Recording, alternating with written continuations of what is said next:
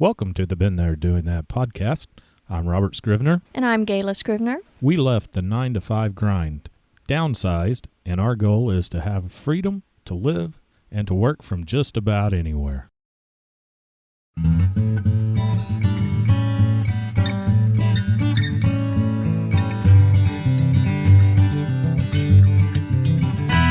Welcome to the Been There Doing That podcast. It's a beautiful morning. It is.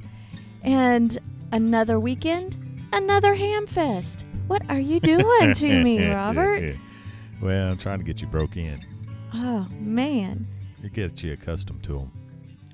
I'm accustomed to them. Never get used to a Hamfest. But you will. I'm having I actually have a good time. You bought stuff before I did. I did. Where in the world was this Hamfest? It was in Kansas City, Missouri. Yeah, it's been on the calendar for, I don't know, months. And Since then last year. we kind of forgot that, hey, that's this weekend. Mm-hmm. And at the time of the recording, it was Easter weekend is when it was. Yes, it was. When we went up there. And from our home, it's about, a couple of hours drive? Hour 45 minutes. It's at a shrine, mosque, event center. The Ararat Shrine. Mm-hmm. And we got there a little bit after they opened. Parking lot was packed. Oh, my gosh. And packed. There was this red Honda that was blocking everything. You wanted it towed. Well, they kept announcing when we got in there that Red Honda need to be moving. Yes, never moved.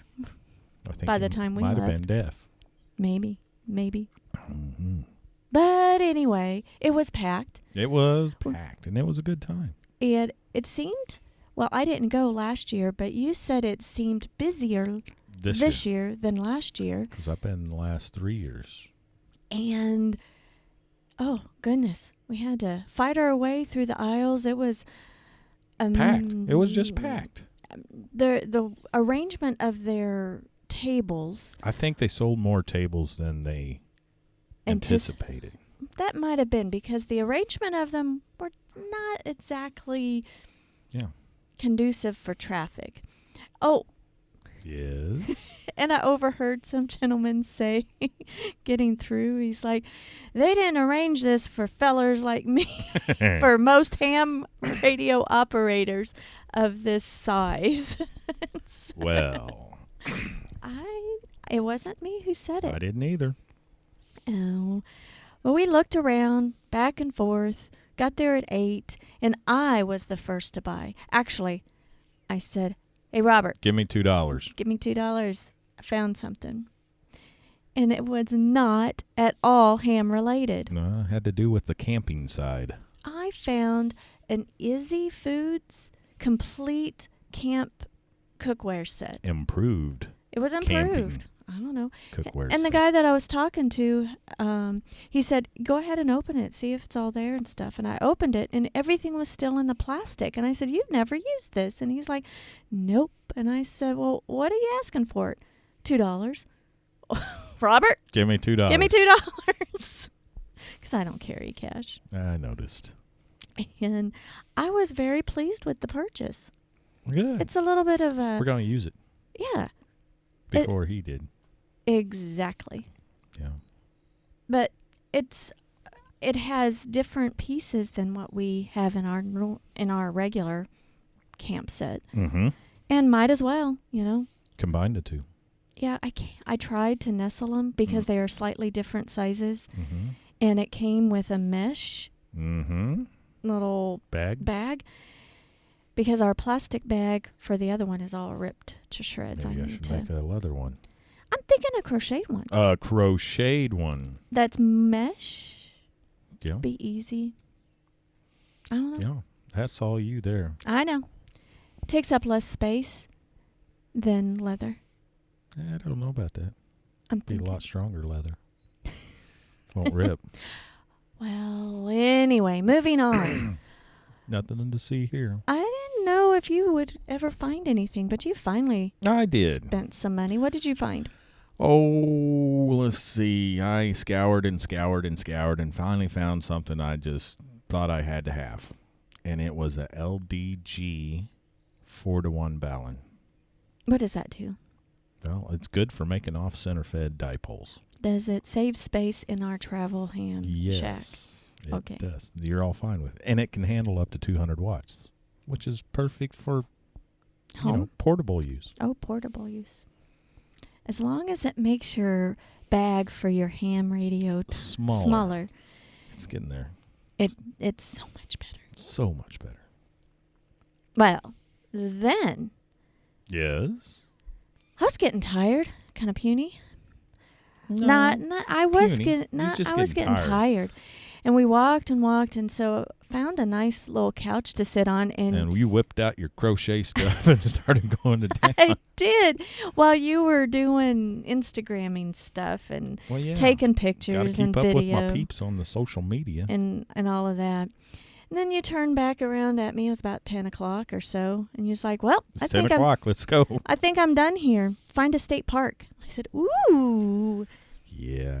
So while you were social mediaing it up, and I took a break from my crocheting, I found a place called Watkins Woolen Mill State Park. I said, all right. And I said, it's about 30 miles away. And it's about, I think it was northeast of where we were. According to the map. And you said, all right, let's go for it. So off we went. We did get out. The crowd had dispersed in 2 hours. They must have thought they got all the deals and then just left. I don't know if you had to be present for the drawings or not, but we didn't get a call, so I guess we didn't win. That is true. It could happen. It could happen. So we were off to Watkins Woolen Mill, and we got there and went into the visitor center, and I don't remember her name, but the lady at the visitor center was very, very friendly. Yes, she was. The volunteer. And she was crocheting, so we struck up a conversation about that. What you crocheting? She was crocheting scarves. She knows a local charity that gives scarves to kids in school that can't afford, winter wear. So that was very sweet of her. And she was saying that we could walk around the grounds, but then there's 2 buildings, the house and the mill that you could go into, but it was a $4 tour. You could not go into the buildings unless you were on the tour. $4 tour. And I said, whip out your wallet, Robert. We're going to go on the tour. So what'd I do? You whipped it out. And luckily I had $8 total. Yes. And then there was a 26-minute video. And then we had about 30 minutes that we could watch it because, we got there about, 11:30. Perfect timing. Perfect timing. Watch the video, learn a little bit, get 4 minutes to walk to the place we need to be. So we watched the video, and you were so distracted. I was. Why were you distracted? Because they had music in the video. And it was like a mandolin and old-timey music. Was it old-timey songs? A mandolin. I didn't know she was in there. Wasn't it a mandolin in there? A banjo. What was it? A mandolin. I made a funny. I know. It skipped right over me. I live with your funnies, and I just... banjo and accordion was also in there. And a get fiddle. And you were distracting me because I was trying to listen to the content of the video, the history of the mill. I was trying to figure out what songs were playing in the background. Then when you figured it out, you started singing it to me in my ear. Faded Love. That was the one. It's like, why don't you just listen to the history? Can't do such things. My mind is not wired in such. No, you're not wired right. I ain't wired right. Well, we learned a lot. Then we got out of the video and then went down to the, we didn't even look in the little, museum. Yeah, that's it. Or the visitor center. We went down to the mill. But we were, according to the video, I thought we were in the right place. It was a 3-story high brick building. Yep. But what? We were kind of confused. I kept looking for like a water mill. Like a grist mill. Yes. Where the water wheel would turn, and there was... There's a pond there, but that ain't and going I was to work. like, oh, are we in the right place? And we saw a photographer taking wedding pictures right next to it. It's like, oh. Then there was a group kind of gathering at the entrance, like, surely we're in the right place. So you asked? No, I didn't ask. Somebody else. Some guy said, are you guys ready for the tour? And I was like, oh, I think we're in the right place. He pointed at us and he's like, were you two in the video? What? I guess they have walkie-talkies. I don't know. Yeah. He's like, yes, we were. We were. So I thought we were in the right place. It wasn't a grist mill. Nope. Had anything to do with the water, except I was thinking water pitcher, slow-mo, shutter speed. It was a textile mill. I got disappointed for just a moment. But then, obviously, with the name of the state park, it should have clued us in. But we just didn't register. No. Watkins, the guy's name. Woolen, so it's like wool. Mill. So it's a textile mill. How they made wool fabric. I get it. Oh my. Well, later we learned that the 3-story woolen mill is the only 19th century textile mill in the country. Good thing I took pictures. I know. In the country with its original equipment. Still intact. I enjoyed it. We went in. Yeah. The tour had probably 10 of us in it. 8. You counted. I did.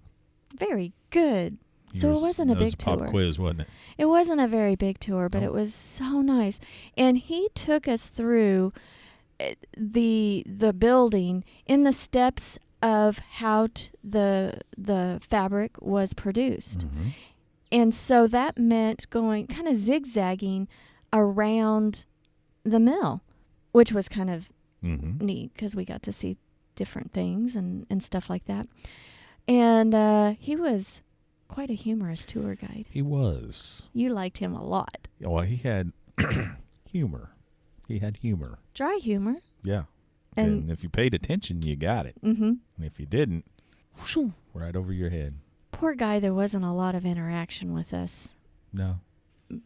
Not us, with us, but the whole group. So I just want to let him know that his jokes did not fall on deaf ears. No. They were really appreciated. So. But from the very beginning of where the bundles of raw wool came in. Right off the sheep. Yes. Fresh off the sheep, and how they washed it and dyed it and spun it. Traveled it up to, I don't know, all the different steps. And I was amazed at the huge spinning wheels, or the spinning and then the weaving machinery. And they talked about how the conditions were, and hot and humid. Yes. And 75-80% humidity. And how dangerous it was. 75 to 100 degrees in there. And the perks of some of the folks got to live in the attic of the main house. And it's like, oh, what a perk. That's a little tiny room. Yeah. But, for the conditions back then in the 1860s it was open, or they built it in 1861, and Watkins was 57 years old, and he had his land, several hundred acres, and he was mainly a cattle farmer. But he also had sheep. He provided his own wool, but he also needed the local farmers. He bought wool from 75-mile radius is what I heard. Well, he made yarns and fabric and all of that up until, what was it? Not until the 40s. I don't know. I don't remember. It's 38 years. Oh, the mill closed for good in 1898. So that's it was years. Open from 1861 to 1898. and economics kind of forced it closed. But it was And the sheep moving to New Mexico and stuff like that. for free ranging, Yeah. and the Montgomery Ward catalog was invented. McCall's. And Mail order. the mail order That's catalog, what kind of shut them down. because pre-made Outfits. clothes was a novel idea, so they didn't have to make them anymore.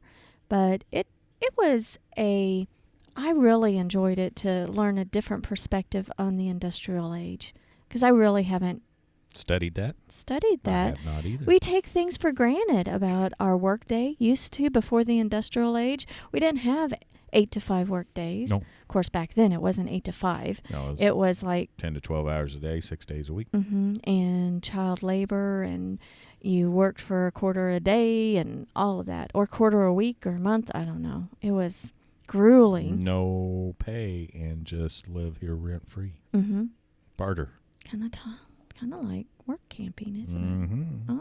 Oh.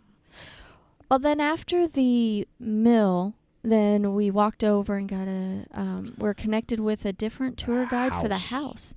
And that house was neat It was. It wasn't too bad. and sturdy. And I don't know what kind of renovations that it came with, but when the family sold it in the 50s, I think, Yeah. they 40s or 50s. they still have about 40% of the furniture original to the house. That's amazing. I think so too. And what was not in the house, or they had period stuff. Mm-hmm. And I think they have reenactments or Living history. living history events. Paid attention, didn't I? Yes, you did. Mm-hmm. Well, talk about that seashell that was in the entryway. Well, the seashell.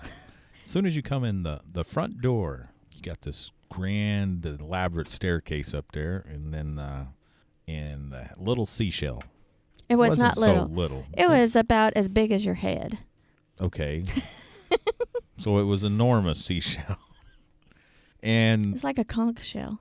it's like a conch shell, if you have to say so. Mm-hmm. And you did. When people came over to visit, they'd see that seashell there, and they'd say, "Oh, he's been traveling. He's versed in worldly things." Mr. Watkins paid for it and had it delivered. Yeah. He never Traveled there. got it, Yeah. in its It's natural all habitat. a to-do, a front. But I thought it was interesting that seashell was original to the house. Mhm. So it was Mr. and Mrs. Watkins's seashell. Thought that was Mhm. interesting. Yeah, so there's the seashell story.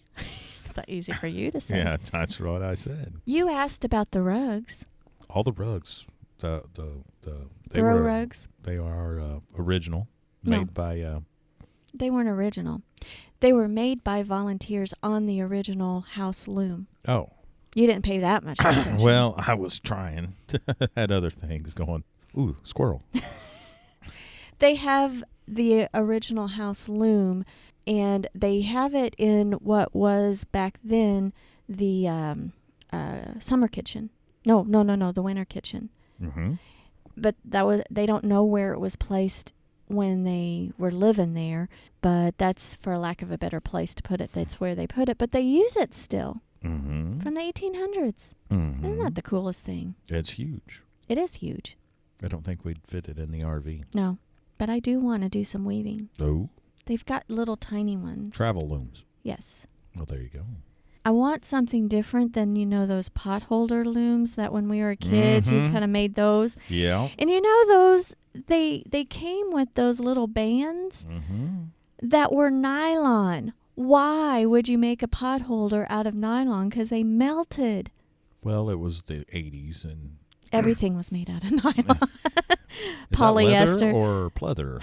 It was polyester, and it would just melt. Mm-hmm. Okay, side note on the weaving stuff. Okay. Note to self. We also toured around their ice shed. Yes. We saw the foundation of their original house. Which was small. Tiny, tiny one-room house with like 8 people living in it. Yes, I believe that's correct. 6 kids. 6 to 8. Yeah, something like that. And then they built their nice big house. They had a It's a dry mansion compared to what they Yeah. were living in. They had their smoker that was in really good, the meat smoker, Mm-hmm. and their big old dehydrator for their fruit. That was kind of neat. That was neat. And then they have master gardeners from the Kansas City area that come in and garden in the back garden where they used to have a garden with all heritage seeds and using the same methods. Techniques. Mm-hmm. And I was impressed. And Oh. we live in Missouri. Yes. There's a lot of great things in Missouri to visit. Within 2 hours. Within 2 hours. This is up north, and I did not know about it. We live here practically all of our I had lives. seen pictures of it, but didn't remember the name. And I didn't know what we were getting into, and it was fantastic. Boy, did we get into it. And I recommend anybody going to it. It's just outside of the Kansas City area. If you're traveling Close to Excelsior Springs. yes. If you're traveling through Missouri and you're going, Kansas City, St. Louis, Kansas City. if you have to be on interstate, Yeah. yuck. But if you're blazing through Missouri, stop. Slow down. Slow down. It's got Go a to lot- Watkins It's Woolen got a Mill. lot to show you. Yeah, it's the show me state. Uh-huh. It is. Well, after we were done there, we went to... I said I'm hungry. Yeah. I'm famished. I'm peckish. Feed me. Feed me. You didn't bring your wallet, and I got to do all the driving. I would have driven without my wallet. I know you would have. You wouldn't have been comfortable. Anytime that I drive, you I'm don't not rest. comfortable. And I'm not a terrible driver. No, I have hit less things than you have. you're darn right, because I do all the driving. I just don't want you to get in that opportunity. Uh-huh. Well, you have hit a raccoon one time. I did. But you've was like, hit two deer. What was that? You've hit two No, deer. they hit me. I was going through, and they jumped out. Whatever. It scared me. Whatever. It scared me. Where did we eat? Where did we go? Wabash. Wabash.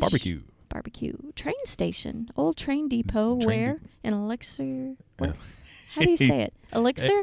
Excelsior. You can't say that. I can't. Excelsior. Springs. Apparently, there's a lot of neat things to offer, but we were getting tired it was and late hilly. in the day. It was a lot of hills in that town. Kind of reminded me of Eureka Springs a little bit. Well, could have been the Springs. Could have been. It could have been. But it was neat. And good food. Good food. Yeah. We had for the first time spicy corn nuggets. Oh, those were good. Usually we get the sweet, but when she said you can have both, Half and half. we did. Whoop it up on us. And I was in the mood for fried pickles. And so we ordered those too. Mm-hmm. And I burned the roof of my mouth. And it was a lesson learned. Fried. Well, they're always fried. Hot. Yes. A lesson learned that I need to ask if it's spears or chips. I prefer chips Okay. instead of pickle spears. You like more breading than pickle. It's just easier to eat. Well, there is that. Oh, well. Lesson learned. Yeah. I'll try to remember next time when The I'm brisket. in my... We did get a brisket sandwich and split it. Mm-hmm. Oh, that's good. It was good. Might have And overdone it.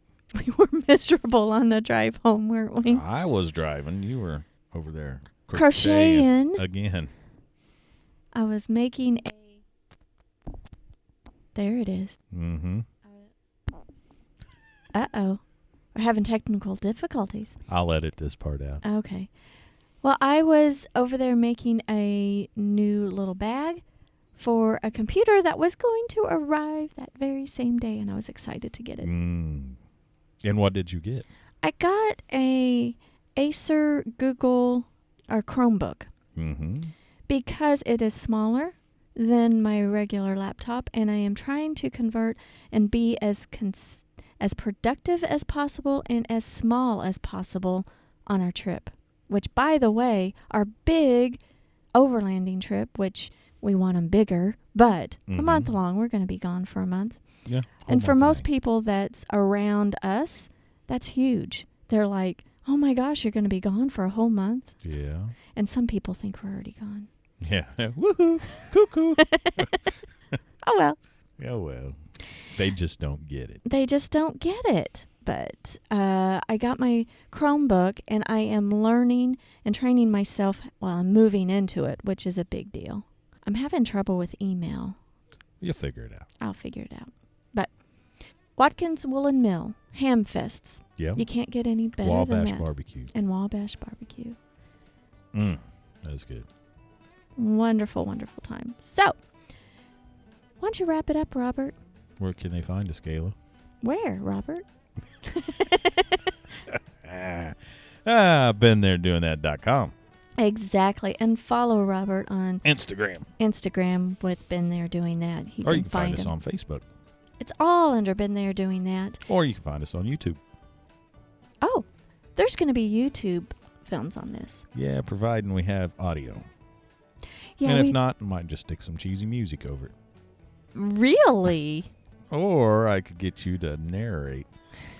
We'll see about that. Mm-hmm. Well, until next time. We'll catch y'all later.